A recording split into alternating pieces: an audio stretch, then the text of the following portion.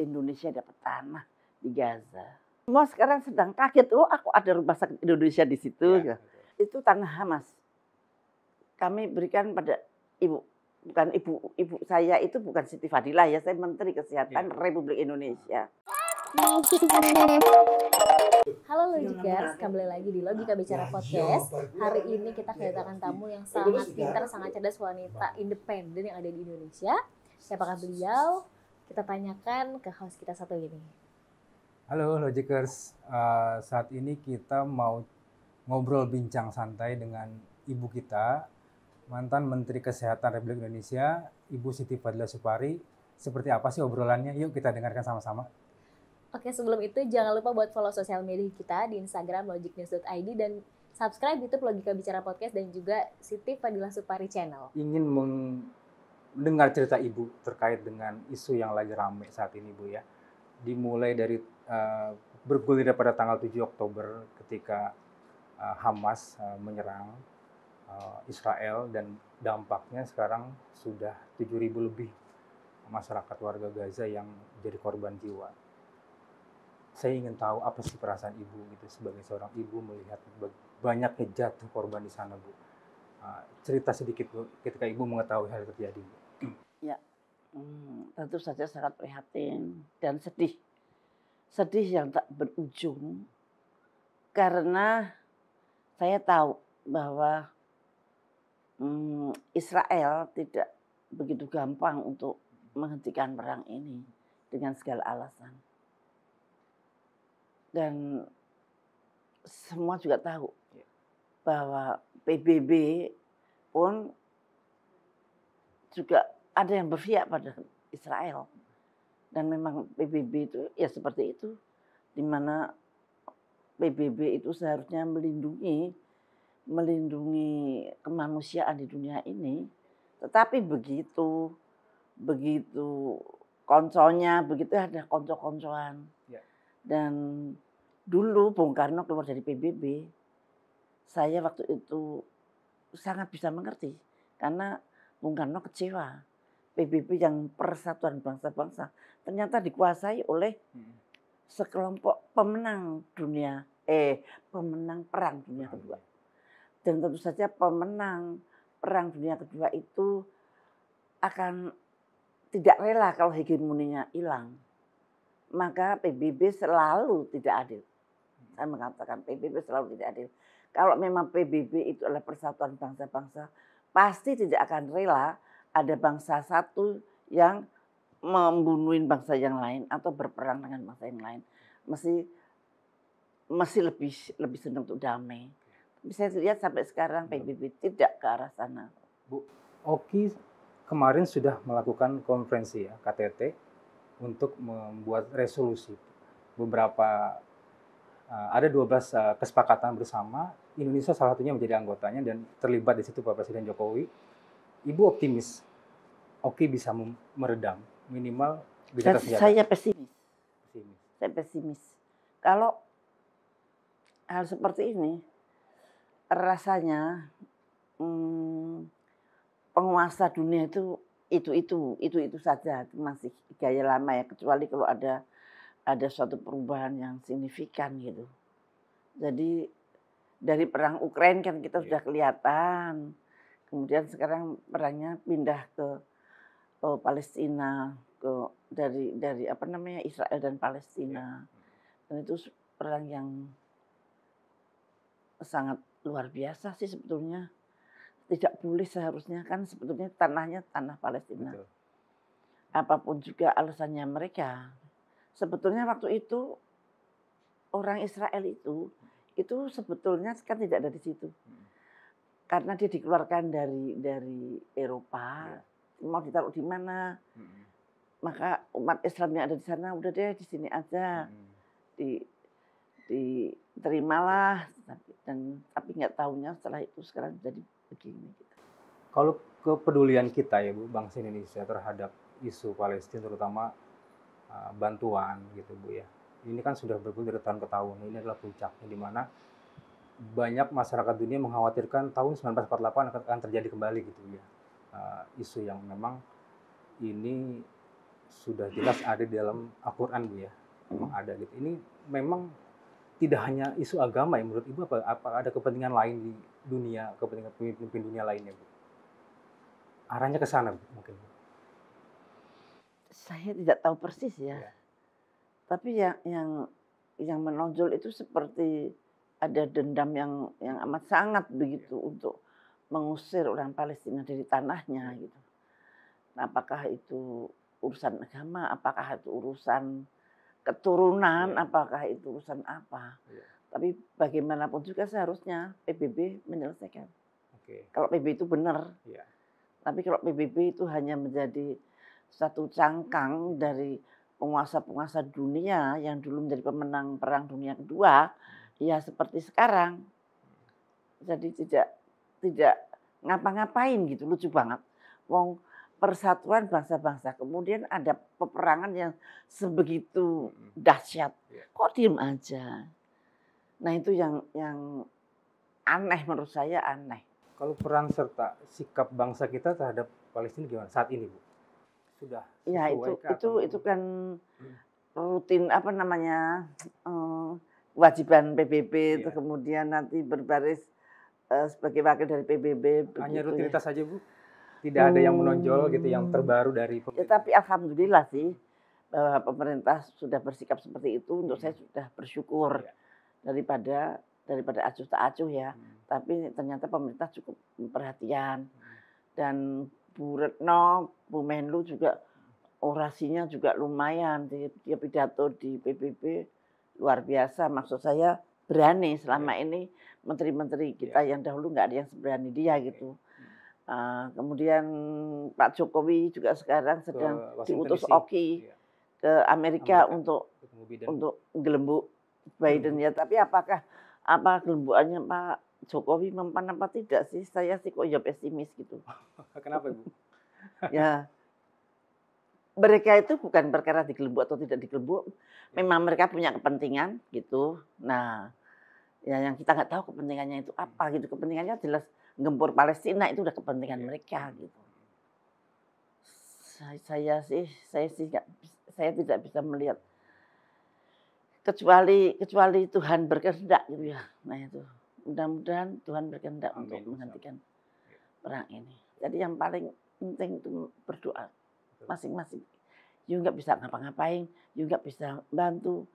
Uang bisa kita salurkan ke nomor rekening tertentu. Untuk Mercy, karena rumah sakit itu yang sangat berguna di sana. Tapi yang lain kita nggak bisa bantu kecuali berdoa dan berdoa. Dan saya yakin kehendak Tuhan itu lebih dahsyat dari rencana mereka. Bu, cerita soal rumah sakit ini menarik. Ibu dulu pernah, boleh cerita sedikit ke kami, Ibu pernah punya cerita menarik soal bagaimana rumah sakit Indonesia dibangun. Seperti apa sih Pak solusinya? Oh gini ini ya. Semua sekarang sedang kaget. Oh, aku ada rumah sakit Indonesia di situ. Ya. Itu ada ceritanya. Jadi ketika itu saya menjadi Menteri Kesehatan dan waktu itu saya kan mereformasi WHO, melawan WHO waktu itu, sehingga nama saya berkibarlah di luar. Dan ketika saya mengajukan resolusi di WHO, itu yang mendukung saya itu 128 negara. Nah itu termasuk Palestina, termasuk Mesir, termasuk Iran, termasuk negara-negara Islam. Jadi mereka dengan saya sangat kenal dan sangat respect ya, karena saya yang memimpin mereka. Nah karena mereka percaya pada saya, maka Menteri Kesehatan Palestina, kebetulan Palestina waktu itu dikuasai Hamas.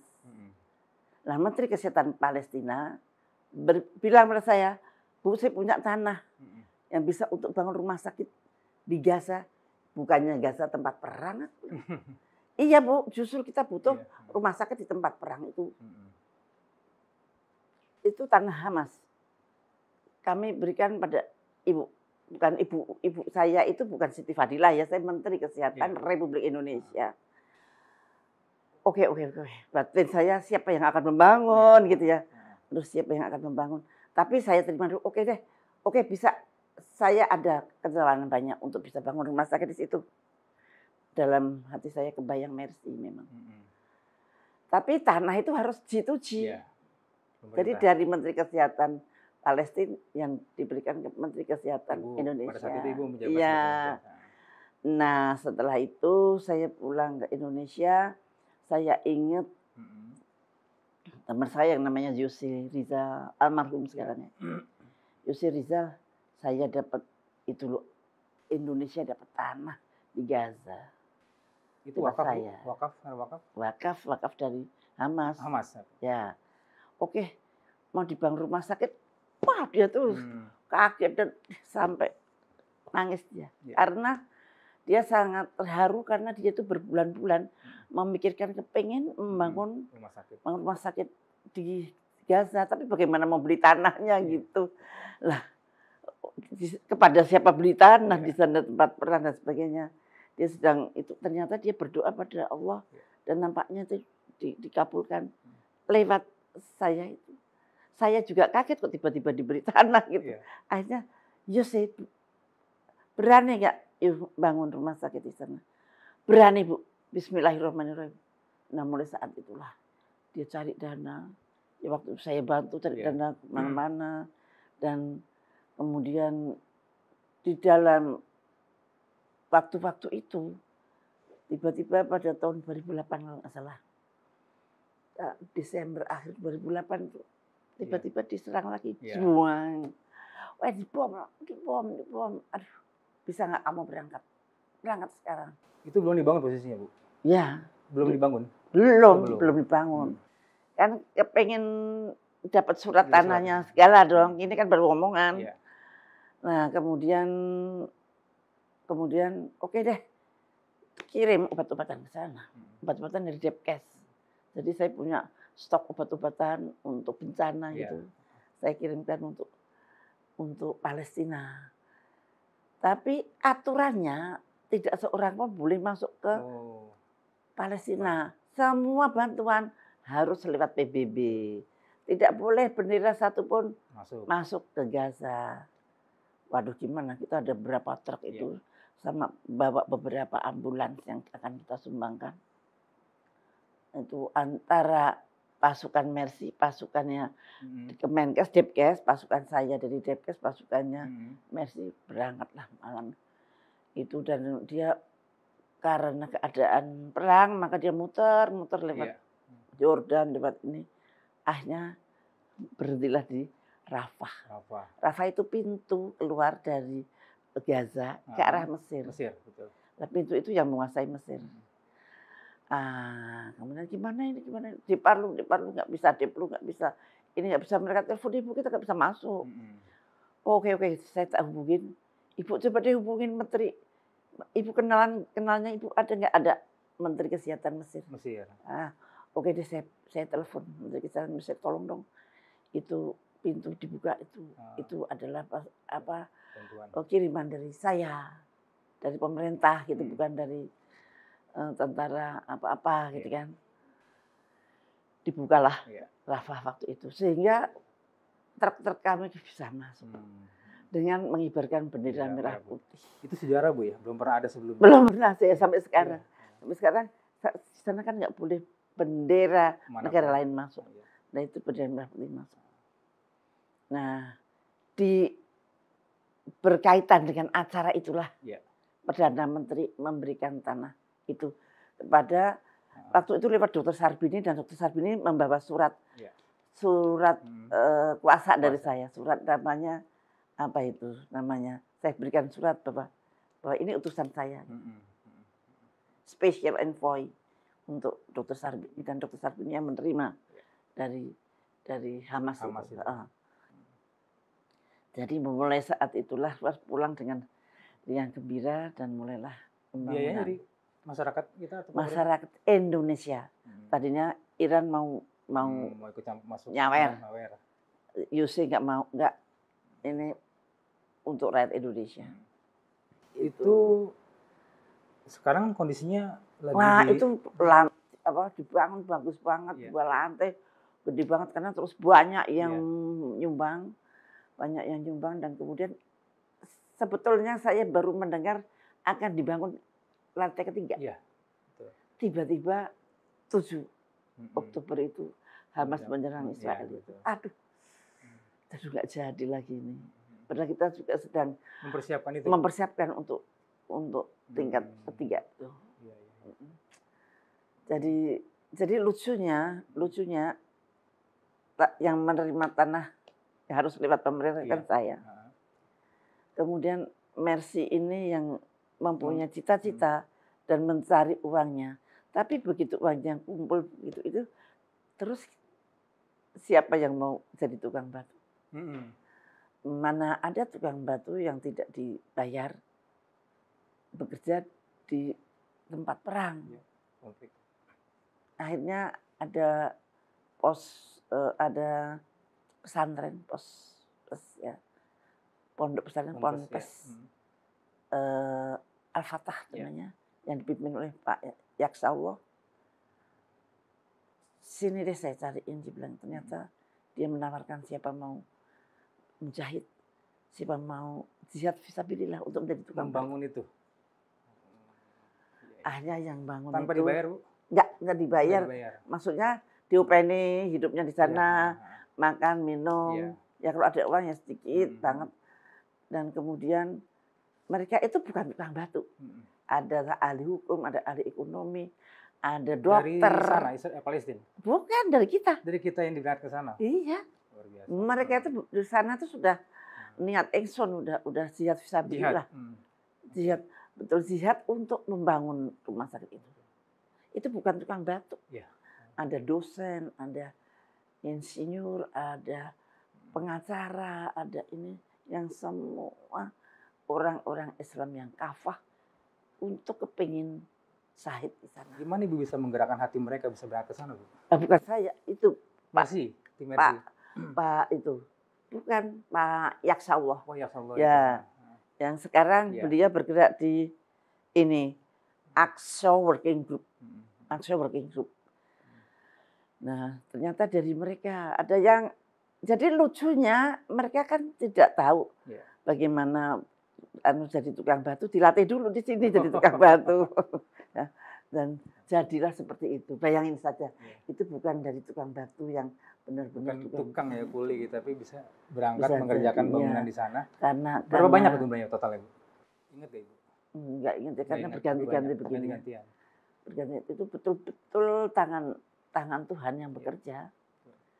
Bagaimana dia menggerakkan Menteri Kesehatan itu untuk memberikan itu pada saya, kemudian menggerakkan saya memanggil Mercy, kemudian Mercy bergerak, tukang batunya dari Pospen itu unbelievable kalau dipikir-pikir gitu kayaknya nggak nyambung, tapi kok bisa kesambung. Nah itulah kalau Tuhan sudah bekerja. Jadi makanya tidak ada yang tidak mungkin kalau Tuhan itu berkehendak. Nah itu yang membuat kita harus tetap optimis. Bu, dengan adanya tudingan intelijen Israel bahwa rumah sakit Indonesia jadi salah satu bunker para teroris di dalam kutip, Bu, ya. Itu tudingan mereka itu adalah teroris Hamas yang ada di bawah itu. Itu benar, Bu? Ibu pendapat Ibu gimana? Mestinya kan yang bangun kan kita ya selama ini, dan sudah dijawab kok sama Mercy. Sudah dijawab, aku lupa aku jawabnya kayak apa. Tapi yang jelas bahwa kita membangun itu dengan normal lah, tidak membangun bunker atau di bawahnya. Kalau ada bunker pastinya juga ketahuan lah ya. Mereka merasa tidak ada bunker. Tapi tadi Presiden Jokowi sudah mengatakan bahwa dia menjamin itu aman, tidak ada aktivitas apapun di sana, dan dia akan melindungi rumah sakit itu dan juga WNI kita di sana. Dia bicara di hadapannya Oki dan juga Presiden Biden. Iya, tapi sekarang memang rumah sakit itu tidak dibom, tapi yang dibom itu depannya, di belakangnya. Nah itu yang merusak dan kemudian Rafah tutup sampai sekarang, sehingga mereka kehabisan bahan bakar, atau mereka cari minyak goreng untuk dijadikan bahan bakar, generator listrik untuk yang kecil, tapi yang besar tetap butuh solar, tapi nggak bisa ada pintu. Uang tidak kurang, uang sebetulnya kita sudah banyak sekali uang yang akan kita gelontorkan ke sana. Tapi berhenti di Kairo, berhenti di Mesir. Mesir pada waktu mau masuk Rafahnya masih ditutup. Apakah betul Mesir sebagai negara itu sebegitu tegaknya? Menurut saya enggak. Mesir juga mendapat ancaman saya kira. Karena Mesir sangat takut dengan Amerika. Kalau Arab Saudi gimana Bu perannya? Saya lihat belum begitu. Arab Saudi yang tadinya sebelum tanggal 7 itu sebetulnya udah ada kabar Arab Saudi itu mau berdamai dengan Zionis ya, dengan Zionis. Tapi ternyata keduluan Hamas menyerang. Apa Hamas menyerang karena itu aku nggak tahu. Tapi mungkin itu Tuhan tidak menghendaki itu barangkali. Kalau Benyamin bilang kan tidak akan menghentikan serangan-serangan, gencatan senjata tidak akan dilakukan sebelum para sandera itu dibebaskan. Apakah sampai kapan Bu? Sampai kapan akan terjadi? Saya tidak mengerti. Itu yang namanya Hamas itu militan banget dan jago banget. Sebetulnya Israel itu sangat respect. Sudah Hamas mereka takut. Karena yang namanya mereka itu kalau berperang itu tidak takut mati lah, itu yang tidak takut mati itu nggak ada duanya gitu. Karena mereka udah yakin bahwa kalau mati di surga gitu. Dan salah satu syarat mereka juga untuk bisa berperang itu harus hafiz Quran itu Ibu ya. Yang saya tahu itu harus hafiz Quran, jadi mereka tidak hanya sekedar berperang tapi juga harus tahu tujuan perang itu apa, jihad itu apa gitu. Seperti itu mungkin gitu. Akhirnya mereka punya keberanian itu. Keberaniannya luar biasa. Luar biasa sekali gitu. Mencontoh Rasulullah. Saya selalu berdoa untuk supaya perang itu berakhir. Ya. Kiamat dong, Bu. Kiamat. Kiamat itu pasti akan datang, gitu. Tapi kapannya kita belum tahu. Iya, betul. Kan Imam Mahdi sekali belum datang. Katanya kalau udah Imam Mahdi datang, kalau Dajjal udah muncul. Sekarang baru bayang-bayangnya Dajjal yang muncul. Bu, kembali ke menggugah masyarakat kita Bu ya. Saya lihat kemarin banyak sekali yang turun ke jalan, mereka beraksi, menyuarakan gitu ya untuk Palestina. Mereka tidak bisa berangkat ke Palestina, Israel, tapi mereka menyuarakan di Monas gitu ya, terus di Bekasi, beberapa tempat di wilayah. Mereka masyarakat Palestina sangat terharu dengan gerakan kita gitu. Itu murni atau memang mereka karena memang melihat memang sudah sangat tidak manusiawi sekali Bu ini di mana? Murni ya. Itu orang Indonesia sangat mencintai. Orang Indonesia itu pada dasarnya mencintai kemanusiaan. Dan melihat Palestina dengan Israel ini ada melihat ketidakadilan gitu. Sebetulnya perang tak seimbang gitu. Betul. Dan ceritanya itu tanahnya Palestina dirampas. Misalkan Anda mempunyai rumah, punya halaman. Tuh ada orang yang kasihan, udah kamu tinggal di halamanku itu deh. Kamu boleh bangun rumah di situ kecil untuk anak istrimu gitu. Tiba-tiba ini akhirnya mengusir yang punya rumah itu. Nah itu di orang Indonesia saya kira nggak ada yang bisa menerima hal itu. Bu, menurut Ibu pasukan kita perlu gak sih ke sana untuk ikut berperang? Sudah ada yang ke sana. Maksudnya ikut berperang membela, bukan berperang tapi bahasanya membela kaum lemah di Gaza ini untuk saat ini banyak bantuan aja. Tergantung politiknya dari negara kita ya. Kalau politik kita bebas dan aktif ya harusnya solidaritas itu ada. Iya. Tapi kalau belum melihat negara-negara lain kan hanya baru saya lihat kemarin baru Yaman. Negara-negara Arab doang ya. Yaman, terus Iran yang memang sangat aktif sekali.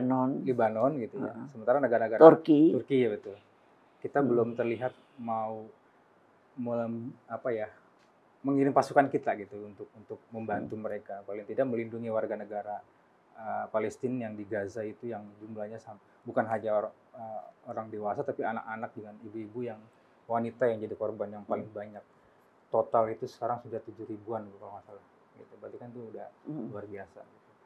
Jadi memang sudah saatnya seperti Ibu ya pasukan kita. Menurut Ibu gimana? Apakah perlu datang atau hanya butuh bantuan makanan, obat-obatan aja, cukup itu aja. Terus, Bantuan itu pun sudah bagus banget. Kalau TNI saya nggak tahu ya, polisi di negara kita. Ya kalau bisa membantu ya bagus. bantulah. Iya, Bagus banget. bagus banget. Nah, tergantung Pak Pak Jokowinya. Jokowi. Heeh. Iya, iya. Mestinya harus membantu. Harusnya. Bu. Bagaimana caranya? Iya. Malah saya aja berharap Rusia datang membantu. Rusia sudah mendeklarasikan bahwa dia akan Iya sudah siap-siap. siap. Bahkan nuklirnya pun akan diterbangkan bila Itu memang cuman ngerinya kalau Rusia sudah turun tangan, itu perang dunia ketiga. tiga, betul. Nah, apakah kita siap? Betul. Ya kalau yang namanya perang dunia ketiga ya kita siap mau nggak siap ya Iya. harus siap. Kalau Ibu yakin ancaman Israel akan menyerang kita juga terkait dengan tudingan tadi yang ada bunker itu? Itu Enggak hanya lah. hoax saja atau gimana? Itu hoax. Bukan Ya, enggak sebenarnya? lah, enggak. Kalau dia berpikiran begitu, ya kurang pinter dong dia. Orang Israel kan orangnya cerdas, pinter. Nggak akan bakalan dia memperluas musuh. Musuh. Heeh. Iya, iya. Artinya Kalau dia bisa fokuskan menghabisi Palestina aja gitu. Ngapain mesti tidak pakai musuh yang lain gitu. Ibu sudah pernah diajak ngobrol sama ulama-ulama kita terkait Palestina ini, Bu? Kondisi saat ini, Bu? Iya, kadang-kadang. Apa yang mereka rencanakan ke depannya, Bu? Enggak spesifik. Tidak spesifik. Menyerahkan ke pemerintah aja atau untuk Saya nggak tahu. nggak tahu persis, Bu, ya? Tapi menurut saya berdoa itu nomor Berdoa satu aja. deh. Berdoa deh. Ya demo boleh untuk menghibur rakyat Palestina, bahwa banyak yang simpati dengan dia, tetapi duduk bersama berdoa. Nah itu kegiatan berdoa bersama itu jauh lebih ada manfaatnya. Terakhir, Bu, dorongan atau mungkin motivasi Ibu untuk anak-anak muda kita, terus juga masyarakat. Ini kan bukan hanya sebagai isu-isu agama, Bu, ya, yang dimainkan, tapi juga kemanusiaan, sisi kemanusiaan. Jadi mau muslim, mau non-muslim gitu ya, kita semua bergerak gitu, Bu. Apa pesan Ibu buat mereka? Pesan moral terpenting yang memang mereka harus tahu loh sebenarnya kondisi seperti ini, kita harus begitu bagaimana gitu. Ya untuk anak-anak muda, mudah-mudahan mulai tahu ya. Kalau anak-anak muda yang ada di masjid, itu terpapar, udah terpapar semangat itu ya. Tapi kalau ada anak-anak zenial, anak-anak muda yang itu saja saya masih risau untuk bercerita tentang negara kita Republik Indonesia, bagaimana kita bisa menanamkan kemanusiaan, keadilan yang beradab, kemudian kemerdekaan yang hakiki. Mereka belum tahu. Ya tergantung. Kalau kira-kiranya banyak yang wah ternyata memusuhi Palestina itu keren, nah mereka berduyun-duyun, taunya keren nggak keren, nah itu mereka begitu. Itu menjadi suatu keprihatinan bagi saya untuk bagaimana anak-anak kita itu bisa mengerti apa yang sebetulnya terjadi di negeri ini dan seberapa jauh dia itu harus membela negerinya sendiri dan membela kebenaran di bumi ini. Nah itu, waduh itu PR yang banyak banget karena kita sudah dihancurkan dengan banyak sekali isme yang masuk dari barat yang menggempur secara asimetris kejiwaan anak-anak. Bu, sebelum ditutup, menurut Ibu perlu nggak kita memboikot produk-produk yang kemarin MUI memfatwakan bahwa kita tidak boleh lagi menggunakan produk-produk mereka demi? Ya saya kira di Indonesia sudah dihimbau untuk memboikot produk-produk Israel. Apakah itu akan berhasil untuk menghentikan Israel apa tidak? Saya belum tahu. Belum yakin, Ibu. Tapi kalau itu seruan itu ya sebaiknya kalau orang Indonesia mencintai Palestina ya ikut memboikot. Ada pesan saran dari Ibu, misalkan itu semua produk teknologi, makanan itu kan sudah mendarah daging ke masyarakat kita ya Bu ya. Mungkin nggak sehari kita tidak menggunakan itu, apa kita bisa hidup Bu? Contoh Ibu bisa, misalkan WhatsApp gitu ya Bu.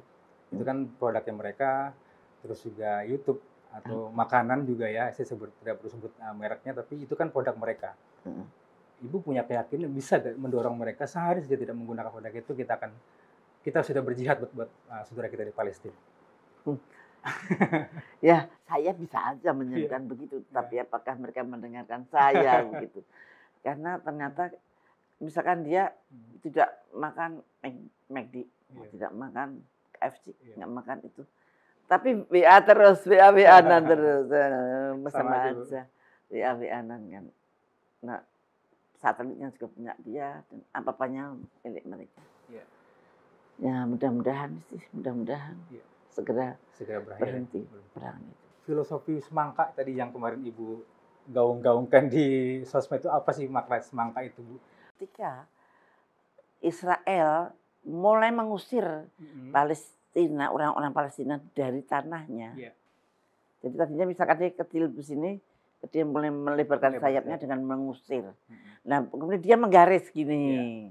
Nah, di dalam wilayah yang mereka klaim dari tanah mereka dengan cara mengusir doang itu tidak boleh berkibar bendera Palestina. Awas kalau sampai mengibarkan bisa ditembak atau dipenjara.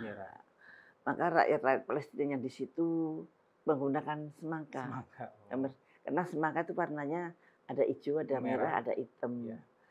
Dan semangka itu menurut hadis itu isinya luar biasa, ada air surga, ada gula dari surga dan sebagainya. Jadi itu untuk simbol Palestina. Tapi sekarang itu dilarang oleh orang Palestina sendiri karena kita tidak butuh simbol semangka, tapi kita harus merdeka gitu. Tapi secara kesehatan memang bagus, Bu. Bagus. Dan Rasulullah sangat menyukai buah semangka, benar? Iya. Seperti itu ya. Baik.